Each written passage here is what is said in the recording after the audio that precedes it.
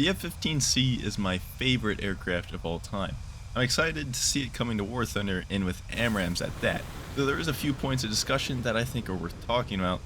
This video, by the way, is just meant as a demo of gameplay for the new jet and the new missile. It's only the first dev server, so it's really not worth going in depth for either the jet or the missile's performance. That would kind of be a waste of time because they're almost certainly going to change at some point. Something that I and many of you have noticed that is not constantly changing, however, is the loadout. It could be that the loadout will also be changed by the time it hits the live server, although I don't recall the last time I've seen this happen, so I really have my doubts about that. I'm talking, of course, about the AMRAAM quantity. The F-15 in real life can carry AMRAAMs on all of its pylons, totaling 8 missiles. In War Thunder, however, it is only capable of carrying 4 AMRAAMs, all stationed underneath the belly of the airplane. This discovery has been an issue to many people, and understandably so. It is weird, and to my knowledge, a little bit unprecedented. This isn't some kind of obscure airplane that information about is difficult to find, it's the F-15. I don't see how this could possibly be a mistake.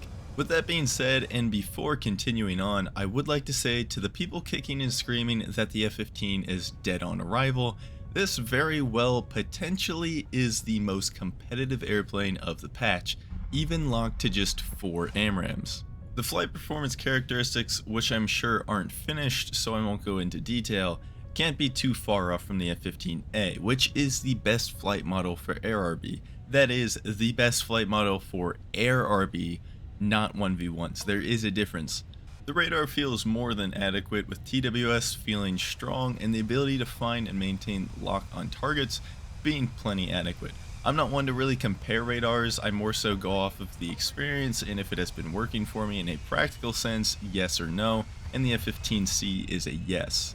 HMD is a massive quality of life upgrade over the F-15A.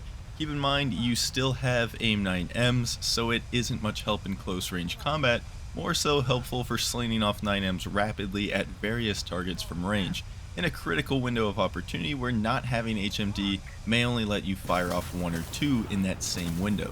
Primarily, I find HMD most useful for locking targets on radar that are at altitude while I continue to fly the airplane on the deck. It does have 19-kilometer range on the ACM, which is somewhat unique to the F-15.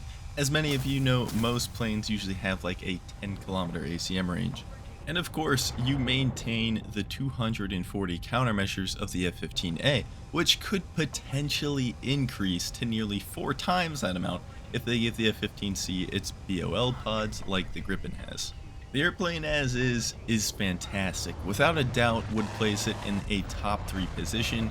Granted, again, it is just the dev server. That being said, I do want to revisit the AMRAAM issue. My opinion on this is rather nuanced, so I'd appreciate if you try to hear me out until the very end. It ultimately doesn't really matter if it has 4 AMRAAMs or 8 AMRAAMs. The relative effectiveness, I think, will stay the same. On one hand, I find it extremely annoying that I guess for some reason Gaijin finds adding 8 AMRAAMs against planes that can carry 6 of their own active radar homings that may arguably be better to be too strong. These are the same people that saw no issue with adding 6 R-27ERs versus, at best, 4 AIM-7s. A far bigger mismatch in my opinion. But the flight performance, the F-15 is way better at dogfighting than the Su-27. What of it? This is 16 versus 16 top tier air. Unless the plane is literally dog shit compared to its competition, like a Harrier for example, flight performance rarely ever is something that's going to be the deciding factor of your win or your loss.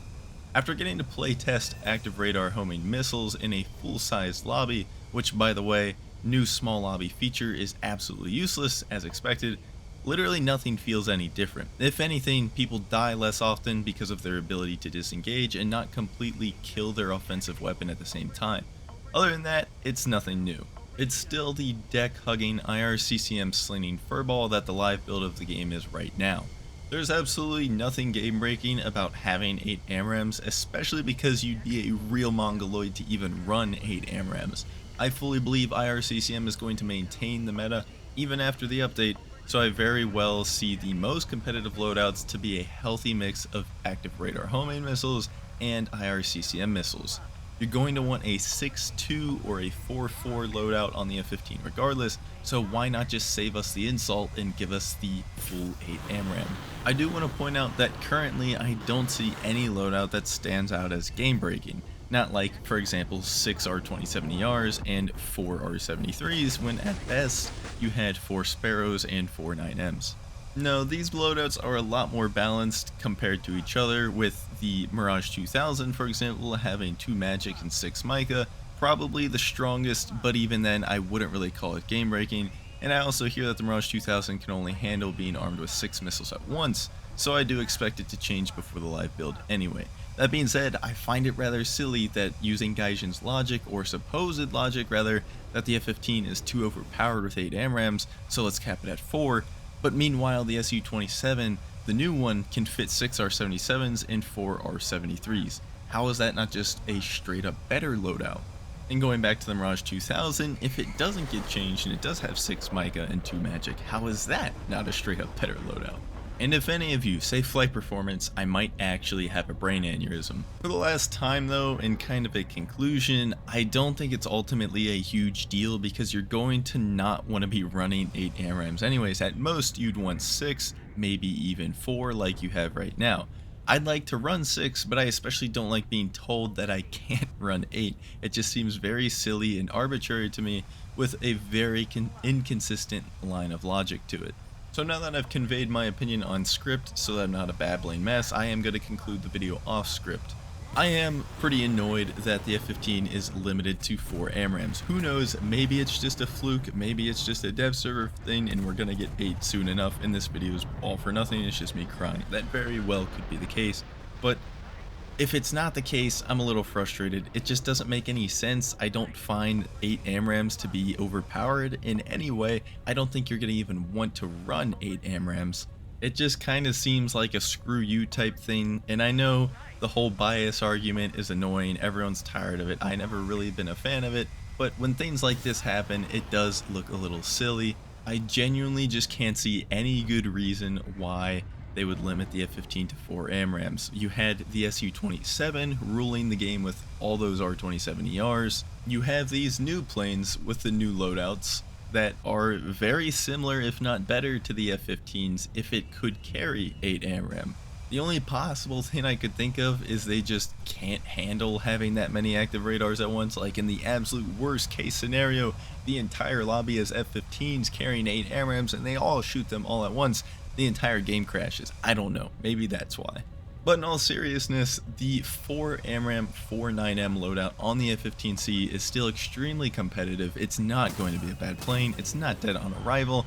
I would say it's going to be a top 3 even as is. If you want to be able to carry 8 AMRAMs, great. I think you're doing worse for your team by doing so. If you want to carry 6 AMRAMs and 2 9Ms, I could absolutely see that. I want to be able to do that as well. But as of right now, unfortunately, we just can't. Hope you guys enjoyed the video. I hope I made my point kind of clear. I really don't want to see complaining about Russian bias in the comments.